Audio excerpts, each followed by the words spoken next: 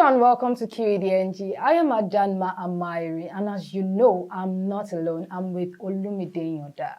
So there was a rumor last week about the alleged death of Lagbaja and Olu Jacobs. Lagbaja's death came first, the alleged death of Lagbaja, before Olu Jacobs came on Sunday. So my question is this: what would actually make people create rumors like this? For what advantage? Okay, for what advantage? I can only speak for what I see in the media. I can't speak for other people. But I think that we are in the age, well, we've always been in the age of fake news. Fake news has always been around. But now, given what is going on social media, it has become endemic to the point where it is no longer a question of if people will publish fake news about someone dying. It's a question of when. For Olu Jacobs, it's particularly saddening that it has become almost a yearly affair or something that happens every 6 months. I spoke with his son, Soji, on Sunday, and I could hear the exasperation in his voice that the family is tired of having to come out and deny every time that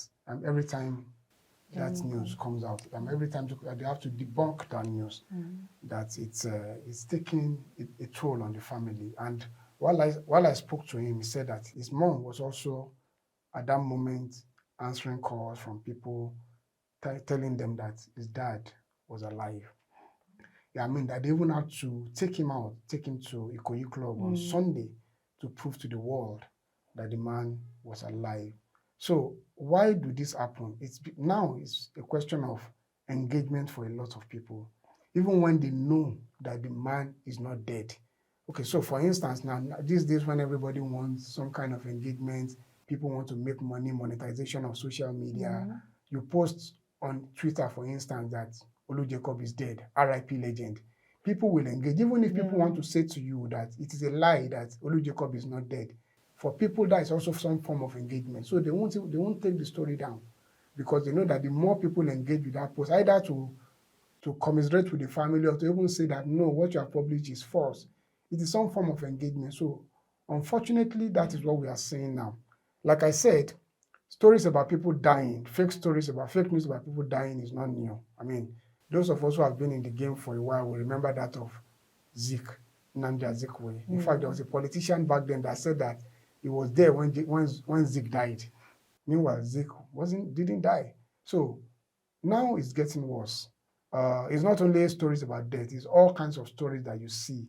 And unfortunately, in this era of TikTokization of the media, you see even some so-called mainstream media organization. For instance, let me use the Olu Jacobs example. You see headlines like anxiety over Olu Jacobs' health, Olu Jacobs dead. Fans worried. You shouldn't speculate ordinarily.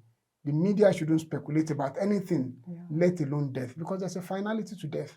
So you hear the story that someone is dead. What ordinarily you should do is to confirm. But people don't want to confirm, or they know that, they know that the story is not true, but they also want to jump on that trend. So they'll be giving you stories like anxiety over Olu Jacobs' death, blah, blah, blah, blah, blah. You shouldn't report speculation, actually. In fact, there's a media organization, a foreign media organization, that has made a name with publishing stories in Pidgin, Yoruba, and Igbo, and other Nigerian languages. I remember that the last time there was a report that Olu Jacob had died, the media organization couldn't report. They knew that he wasn't dead, but they also wanted to jump on the trend because they know that if you are Googling Olu Jacob, they also want to be there. So they did, who is Olu Jacob? That story was done because there was a story about Olu Jacobs dying. Lagbaja too, the story, Lagbaja won't come out to deny it or to debunk the story. It will just be there. But the story too went out last week that Lagbaja had died. I remember in 2020, there was a story then that Lagbaja was celebrating his birthday on May 19. The man that wears the mask, the man celebrates his birthday on April.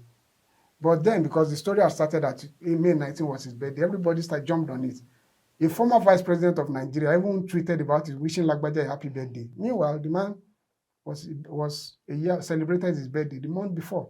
So it's about wanting engagement, wanting to be part of the trend, and it's going to get worse, especially now that Facebook has money. That Nigeria Facebook users can now make money. It got worse when Twitter, people, I mean, if you are verified on Twitter, you can make money. So people are looking for Elon Musk's money now that they want to look for Mark Zuckerberg money. I see it getting worse, but it's actually a terrible thing.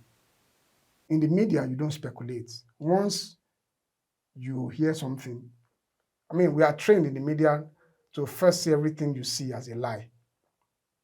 If you hear a story, the training we got in the media is that you first of all say, no, this thing is not true, until you verify it before you go to the press. But these days, people, I mean, and I may not really want to talk about bloggers, those who are not trained in this business, people who just want to catch in on the trend. The ones that really bother me, are the so-called mainstream media organizations, because they want to compete with bloggers and the rest. They don't do fact checking anymore.